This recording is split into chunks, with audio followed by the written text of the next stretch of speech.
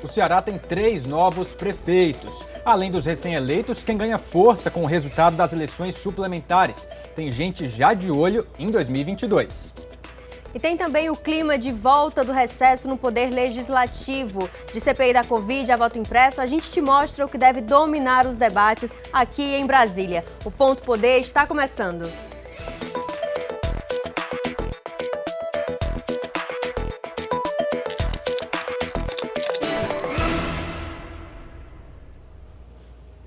Olá, sejam muito bem-vindos. O Ponto Poder está chegando, chega mais. É um prazer para a gente ter a sua companhia, ter a sua audiência. E olha, o fim de semana foi de eleições suplementares aqui no Ceará e a gente abre o programa de hoje falando já dos resultados, repercutindo os resultados, para mostrar como ficou a situação afinal em cada município. Vamos dar uma olhada, olha só, a gente começa falando de Martinópole. Martinópole, na região norte, você já vê aí na sua tela, o eleito lá foi Betão Souza, apoiado pelo prefeito eleito em 2020, que acabou sendo cassado, James Bell. Ele venceu com 50,5% dos votos, num resultado apertado contra Júnior Fontinelli, do PL.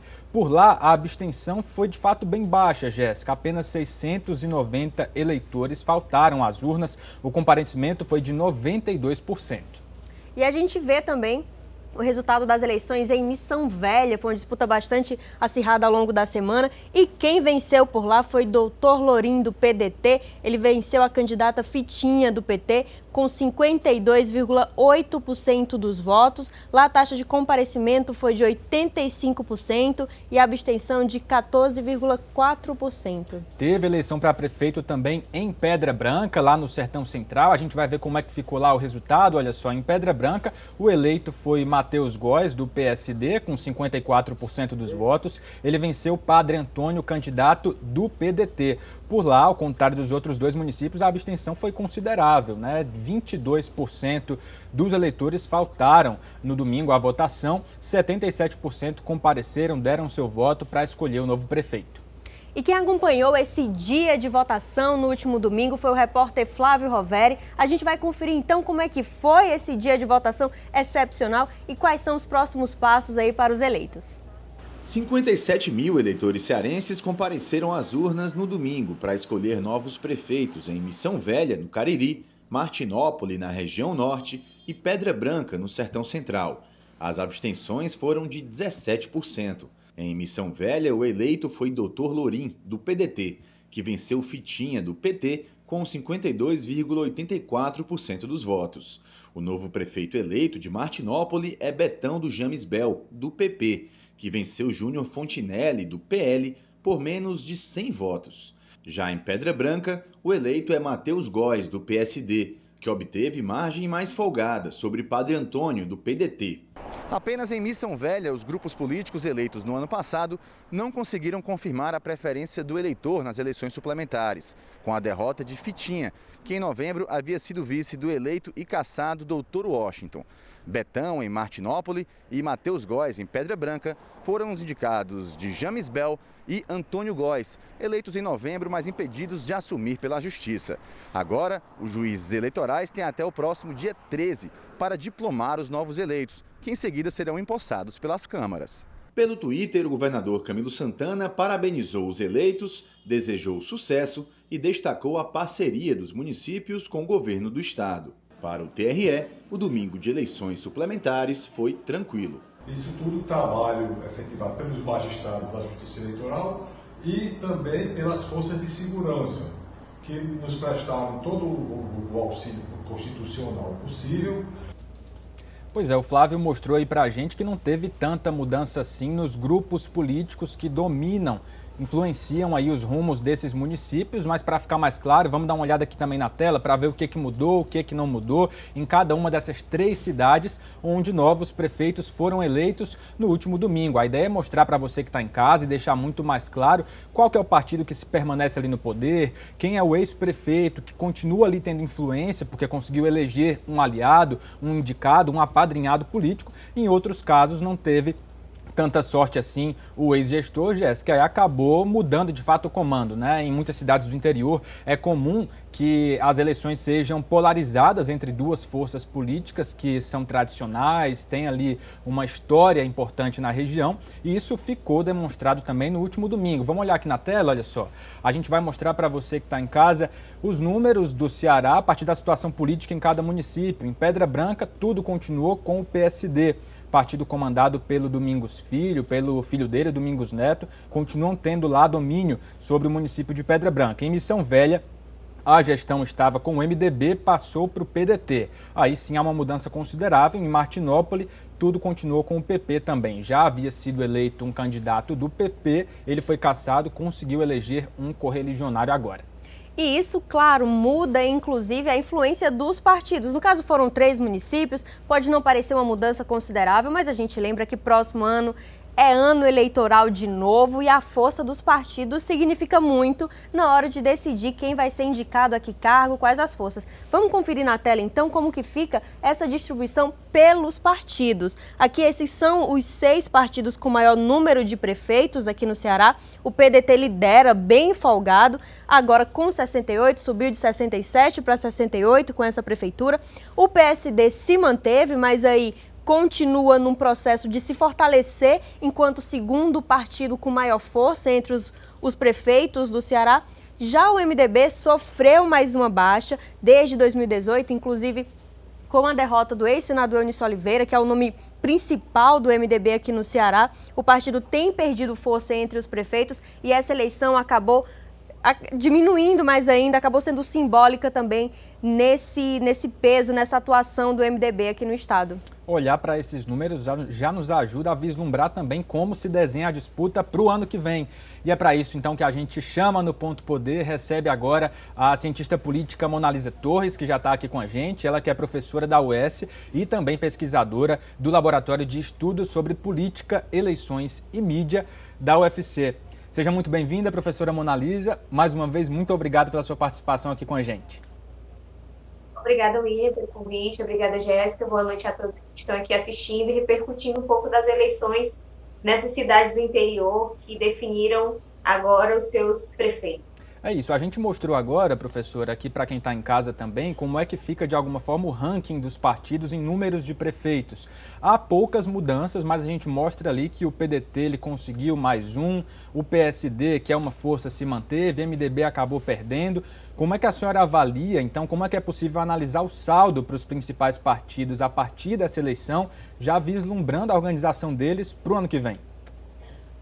Embora tenham sido apenas 3 municípios, já dá para ver pelo quadro que algumas forças estão consolidadas no estado. A princípio, a principal, a mais forte, não deixa de ser o PDT, dos Ferreira Gomes, que é o maior grupo político em atuação hoje no estado, seguido do PSD, do Domingos Filho, do ex-vice-governador, que também é um nome que tem se consolidado e, claro, não deixa dúvidas quanto às suas pretensões para disputar um cargo eletivo nas eleições do ano que vem. Então, esses nomes, eu acho que esses partidos, a gente precisa ficar atentos, e observar esses movimentos que eles vão fazendo para ampliar sua base eleitoral nos municípios do Ceará.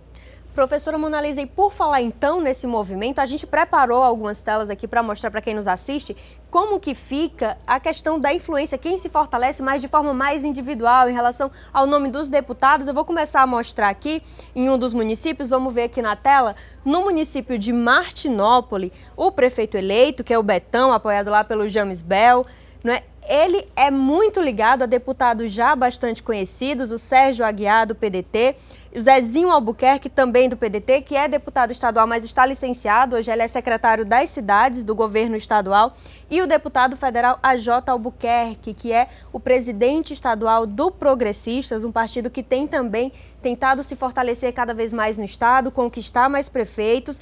E essa ligação, vamos ver todos os outros municípios para a gente falar sobre por que essas ligações são importantes. É isso, vamos dar uma olhada aqui, a gente já vai mostrar a situação em Missão Velha. O eleito por lá foi Dr. Lorim, candidato do PDT, e ele está ligado aí a duas importantes lideranças do PSD, Domingos Filho, ex-vice-governador, e também Domingos Neto, deputado federal, que tem trânsito em Brasília, no governo Bolsonaro, e Osmar Bacchit, deputado estadual, pedetista. Esses três aí estão felizes, contentes com a vitória do aliado Dr. Lorim. Jéssica. E não é diferente também em outro município, em Pedra Branca. Lá, essa vitória do Matheus Góes, do PSD, fortalece mais ainda isso que a gente tinha comentado. Esse grupo muito ligado ao Domingos Filho, ao Domingos Neto, fica mais fortalecido e tem deputados mais diretamente ligados a ele, ali na região. Nelinho, que já atua na região onde está o município de Pedra Branca, e o Osmar Bacchit, também do PDT, foi um deputado que estava presente aí nessas disputas. A gente viu, eles foram para os municípios próximo do dia da votação, ali pelo final de semana também, alguns estiveram nesses municípios. E a gente volta agora com a professora Mona Lisa, que eu gostaria, professora Mona Lisa, que a senhora nos explicasse, ajudasse a quem nos assiste a entender por que é tão importante essa ligação entre lideranças políticas e prefeitos, entre deputados e prefeitos, por que são alianças tão preciosas, ainda mais numa véspera de nova eleição. Isso faz parte do jogo político, essa conexão entre deputados e prefeitos, ela faz parte e é importante do ponto de vista, inclusive, para conseguir angariar recursos para o município. Então, e do ponto de vista também simbólico, ter figuras importantes em outras arenas de disputa, um prefeito que tem conexão com o deputado federal, com o senador, isso do ponto de vista simbólico tem um peso muito grande dentro do município. Então, essas ligações, elas são feitas, né, e tem um significado de mão dupla, né? De um lado, o deputado apoia em orçamento, viabiliza obras, consegue melhorias para o município, e em troca o prefeito utiliza da sua influência política no município para montar uma base eleitoral que será mobilizada durante as eleições para esses parlamentares. Então, isso faz parte do jogo político, e é importante essa conexão, alimentar essa base eleitoral constantemente. Professora Mona Lisa, a gente vem falando dessa conexão e, claro, a gente mostrou já a situação nesses três municípios, mas o que a gente viu durante o recesso parlamentar, que está chegando aí ao fim, é que vários deputados, não só esses que têm influência nesses municípios dos quais a gente está falando, foram lá para os seus municípios, fizeram suas incursões nas suas bases eleitorais, nessa aproximação, já pensando ali justamente nessas alianças e no que pode render para eles essas alianças. A pandemia, nesse momento, muitos falam que isso é possível porque os números estão, de fato, decaindo, os números de casos, de óbitos, a vacinação avançando. Mas queria que a senhora analisasse em que medida a pandemia ela afetou esse processo que é natural, faz parte do jogo, como a senhora coloca, e como é que a gente pode perceber, então, isso voltando, de alguma forma, a movimentar, enfim, as agendas presenciais, especialmente nesse período que deve se intensificar até o fim do ano. De fato, a pandemia afetou e diminuiu, fez com que essas atividades mais presenciais fossem reduzidas. É claro que, como a gente viu nas próprias eleições de 2020, muitas atividades políticas presenciais, elas não deixaram de ser realizadas. Mas, claro, houve uma espécie de mudança de arena de comunicação com o eleitor, né? Os políticos passaram a adotar outras arenas de comunicação, e as redes sociais acabaram tendo um espaço muito importante nessa comunicação com o eleitor, que é importante, né? Não é só conseguir a obra, né, para o município, conseguir um recurso para o município, mas a presença do deputado, a presença do parlamentar na sua base eleitoral é de extrema importância para manter esse elo com o seu eleitor, né? Não custa lembrar que a nossa cultura política ainda é um pouco personalizada. Então, fazer parte, estar presente, comunicar, conversar. A gente teve um probleminha técnico com a professora Mona Lisa, perdemos essas figuras políticas participam. Mas olha só, já voltamos aqui com a professora Mona Lisa, ela já vai aparecer aqui na tela. Bom, então, de fato, tivemos um probleminha técnico, mas agradecemos já de antemão, né, a professora Mona Lisa Torres, cientista política, que mais uma vez, Jéssica, traz para a gente aí uma importante análise, né, para que a gente consiga entender e aproximar um cenário que é tão, às vezes, complexo, parece distante, mas que faz parte da vida de todos nós. A professora Mona Lisa vai estar com a gente mais um pouco, a gente está tentando voltar. Pronto, voltou aqui. Professora Mona Lisa, a gente já estava agradecendo aqui pela sua presença, aproveitar para agradecê-la, né, ainda durante o programa. Obrigada pelo esclarecimento e pela análise aí. A gente segue então conversando sobre isso, porque tem muito movimento ainda até 2022, né? Tem sim, inclusive agora, mais do que nunca, as peças estão começando a ser colocadas no tabuleiro, né? Os nomes estão se fortalecendo, as bases eleitorais estão se consolidando, e isso, claro, vai ser importante para se pensar a sucessão do governador, inclusive, no ano que vem. Teremos uma eleição competitiva e esses personagens políticos, eles estão montando as suas estratégias para se fortalecer e ter cadeira nessa mesa de decisão sobre a sucessão do governador Camilo Santana. Muito bem, obrigado, professora Mona Lisa Torres, mais uma vez pela sua contribuição aqui com a gente. A gente vai agora para um intervalo rápido, mas daqui a pouco a gente ainda continua falando um pouco desse assunto, né, Jéssica? Para mostrar as expectativas para a retomada dos trabalhos no Poder Legislativo. Não sai daí!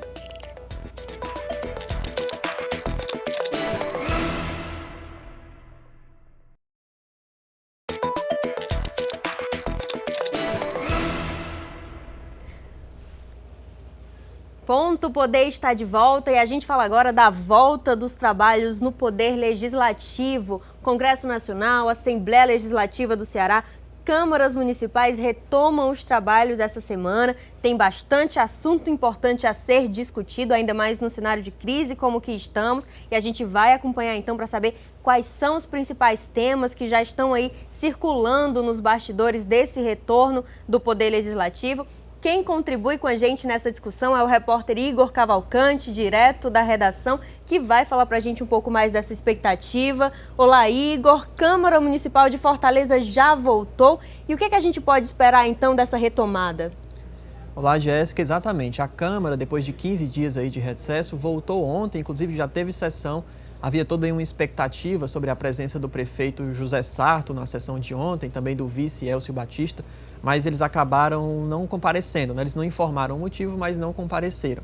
Entre os vereadores, a expectativa aí para esse segundo semestre de trabalho, é de que 2 assuntos apareçam com frequência nas discussões. Um é o orçamento de 2022, o orçamento que todo ano precisa ser votado pelos parlamentares. E o segundo assunto é o plano diretor, né? O conjunto de legislações urbanísticas aí, que foi paralisada essa discussão por conta da pandemia, deve voltar aí no segundo semestre. E outro assunto que deve aparecer com muita frequência, como ocorre desde o ano passado, é a questão da pandemia, né? Esse assunto deve aparecer tanto na Câmara quanto na Assembleia Legislativa aqui do Ceará, né? Os deputados e os vereadores aí discutem muito nos bastidores soluções, políticas públicas para tentar amenizar essa questão da crise, tanto a crise econômica quanto a crise social, né? Esse aumento de pobreza, aumento do desemprego, então são assuntos recorrentes aí. E uma novidade que vem da Assembleia de hoje, uma novidade quentinha, é que o presidente da Assembleia, Evandro Leitão, confirmou que no dia 7 de novembro haverá o concurso da Assembleia, né? O concurso aí tão esperado, tão anunciado, né? Ele será realizada a prova dia 7 de novembro. E sobre o funcionamento mesmo da Assembleia, amanhã deve ter uma reunião entre a mesa diretora para definir como será o método de trabalho ao longo desse segundo semestre. William. A gente lembra, né, que na Câmara eles já ampliaram a capacidade de vereadores lá no plenário, por conta da instalação de divisórias, né, e do momento da pandemia, os 43 vereadores agora podem estar ali no plenário ao mesmo tempo. Até então, no máximo 20 eram permitidos. Ainda falando da Assembleia, o Igor já trouxe aí para a gente algumas perspectivas, mas também tem muitos outros assuntos que são apontados pelos próprios deputados. Nós fomos buscar um representante da base governista e também da oposição para saber deles o que eles esperam que seja destaque no Poder Legislativo. Vamos conferir. A mensagem que trata sobre o programa Sinalize 2. Ela autoriza que a Superintendência de Obras Públicas ela possa atuar juntamente com o Detran nas vias municipais para recuperar malha viária das vias municipais nas cidades cearenses e também melhorar a sinalização. Daí a parceria da SOP com o Detran. Seria o retorno das cirurgias eletivas. As cirurgias cardíacas, cirurgia oncológica, cirurgia ortopédica, de joelho, de fêmur, de bacia. Então, são cirurgias essas que podem até levar a sequelas. E a gente não pode deixar de falar, claro, das eleições de 2022, Igor, principalmente na Assembleia Legislativa, onde os deputados no próximo ano vão ser todos aí colocados à prova nas urnas. Como que esse tema deve circular por esses próximos meses? Com certeza, Jéssica. A Assembleia certamente será ali a principal arena de discussão sobre as eleições. Inclusive, ao longo desse recesso, a gente viu muitos deputados viajando para o interior ali, fazendo aceno às suas bases, conversando com os prefeitos, já tentando manter essas alianças, né, para ter ali um espaço, né, de discussão ao longo da campanha. Inclusive, vocês estavam falando agora há pouco sobre essa eleição suplementar e a gente viu uma presença massiva dos deputados ao longo dessa campanha, uma campanha curta nesses 3 municípios, mas muitos deputados apareceram lá para tentar aí ganhar 1, 2 ou 3 prefeituras a mais, prefeitos aliados a mais. Então, realmente, o clima vai ficar bem intenso e as discussões serão bem acaloradas nesse segundo semestre na Assembleia. Estaremos atentos então, Igor. Muito obrigada pelas informações. Aí, notícia boa sobre o concurso da Assembleia. Tem mais informações no Diário do Nordeste. Quem quiser conferir a data e direitinho o que é que se sabe até agora. É isso. Do Ceará, a gente vai agora para Brasília também para falar, claro, da retomada dos trabalhos. O Congresso voltou aos trabalhos nesta sexta-feira e, olha, muitos assuntos ali no radar, tanto da Câmara dos Deputados quanto do Senado Federal. CPI da Covid, voto impresso, reforma tributária, aumento do Bolsa Família. Quem traz para a gente as informações lá de Brasília é a repórter Flávia Rabelo, para a gente saber o que a gente pode esperar vindo do Congresso Nacional.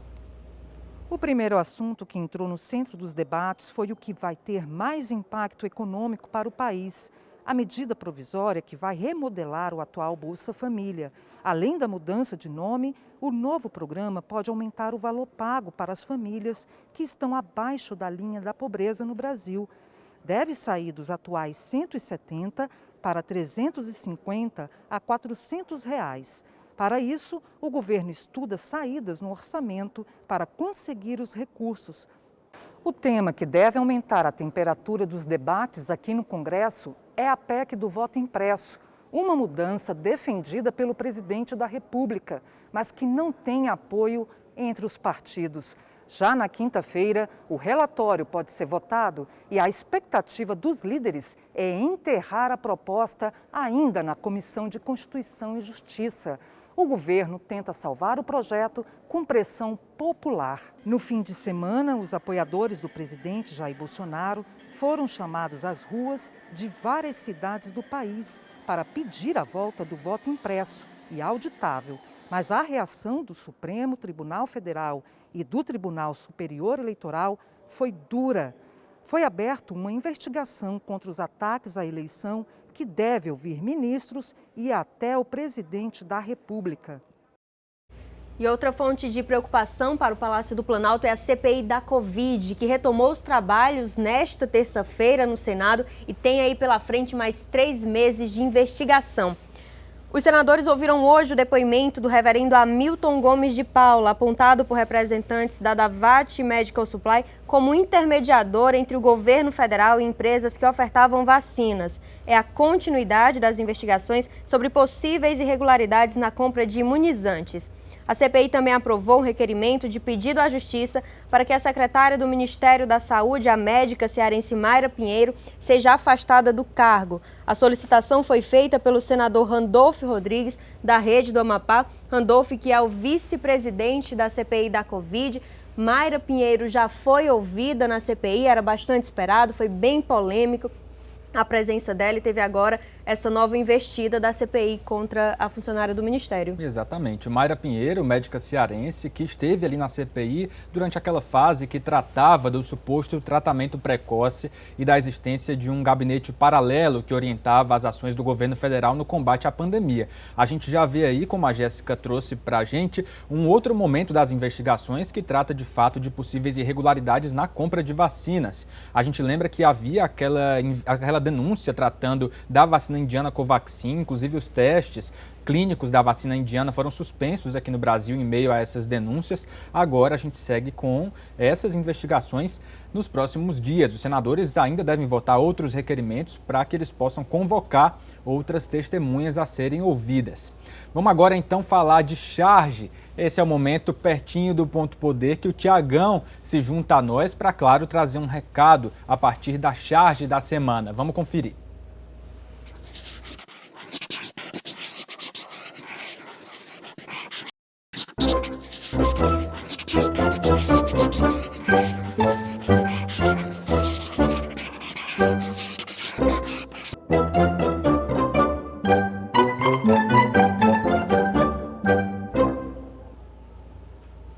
Mais 90 dias de CPI, a gente vai acompanhar toda terça-feira, a gente traz aqui essas informações. O Ponto Poder de hoje vai se encerrando por aqui. Muito obrigada pela companhia. Você pode rever o programa no canal do Ponto Poder no YouTube e tem muito mais informação no Diário do Nordeste. Acompanha lá tudo que é novidade na política cearense, na política nacional. É isso, e você já sabe, a gente tem um encontro marcado para a próxima terça, 8h45 da noite, aqui na TV Diário. Uma ótima semana para você e até mais.